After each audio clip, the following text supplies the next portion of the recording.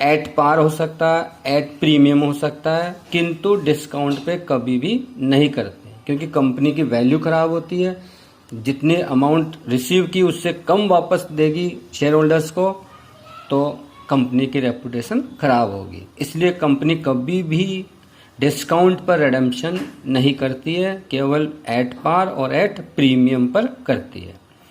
तो मान लो क्वेश्चन में दे रखा है एट प्रीमियम, यानी कंपनी रिडेम्पशन कर रही है प्रीमियम पर। तो केवल हमको प्रीमियम समझ रहे हैं, इसलिए बिल्कुल सिंपल है, एक बार में समझ में आ जाएगा आपको। ये सब तो आप समझ गए होंगे। अब देखिए केवल हम प्रीमियम समझ रहे हैं। यदि कंपनी प्रेफरेंस शेयर का रिडेम्पशन प्रीमियम पर करती है तो हम कैसे उसकी एंट्रीज करेंगे। तो एक एंट्री और बढ़ जाएगी आपकी, जो मैंने फर्स्ट ए यहाँ स्टार लगा रखा है, ये एंट्रीज करनी है बस।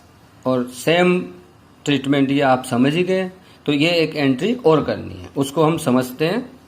देखिए जब हमने प्रीवियस क्लास में देखा था कि जब भी प्रीमियम पर रिडेम्पशन करेंगे तो भविष्य में होने वाली हानि का पहले ही प्रोविजन करेंगे।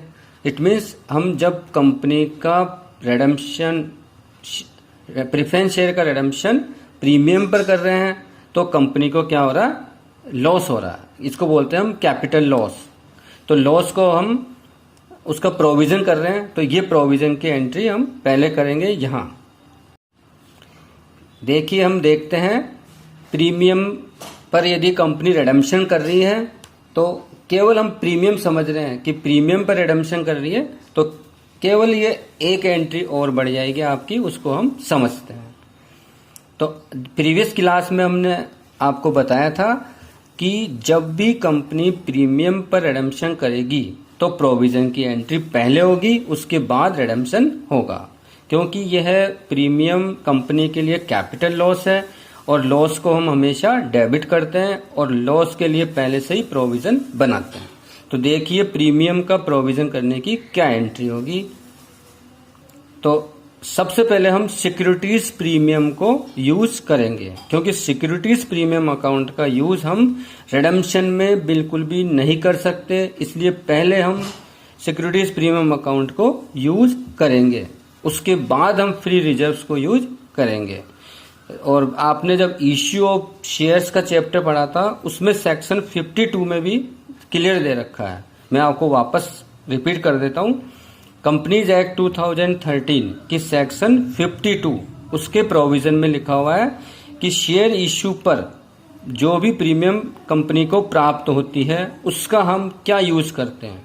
तो प्राप्त प्रीमियम का उपयोग रिडेम्पशन पर देय प्रीमियम हेतु कर सकते हैं। तो बिल्कुल क्लियर है, यानी इश्यू पर जो आपको प्रीमियम प्राप्त हुई उस प्रीमियम को हम रिडेम्पशन पर जो प्रीमियम देनी है उसके लिए यूज कर सकते हैं। तो प्रीमियम का प्रोविजन करने की एंट्री आपको समझ में आ गई, बिल्कुल सिंपल है। सिक्योरिटीज प्रीमियम अकाउंट डेबिट, और यदि कम पड़ गई राशि तो हम फ्री रिजर्व से ले सकते हैं। फ्री रिजर्व वही है जो हम रिडेम्पशन में काम में ले सकते हैं, P&L account, general reserve account, dividend equalisation etcetera. तो उनको हम एक एक को डेबिट कर देंगे to premium on redemption of preference share. ये एंट्री आप यहां करेंगे। उसके बाद जब रिडेम्पशन की एंट्री करेंगे तो ये तो आपको प्रीवियस समझ में आ गया, redeemable preference share capital account debit to bank. केवल हम प्रीमियम के लिए एक और डेबिट करेंगे, क्योंकि यह कैपिटल लॉस है और लॉस को हम हमेशा डेबिट करते हैं, तो ये डेबिट करेंगे premium on redemption of preference share account debit. तो आपको क्लियर हो गया, जब प्रीमियम पर शेयर रिडेम्पशन कर रहे हैं तो एक एंट्री हो जाएगी प्रोविजन की और रिडेम्पशन की एंट्री में ये प्रीमियम डेबिट कर देंगे। क्लियर। अब हम देखते हैं अंश परिवर्तन द्वारा शोधन। ये फोर्थ मेथड है, अंश परिवर्तन द्वारा शोधन। Very simple. ये देखिए आप अंश परिवर्तन द्वारा शोधन कैसे करते हैं। हम फोर्थ मेथड देखते हैं, अंश परिवर्तन द्वारा शोधन। यदि अंतर्नियम अनुमति देते हो तो प्रेफरेंस शेयर का शोधन कैसे कर सकते हैं?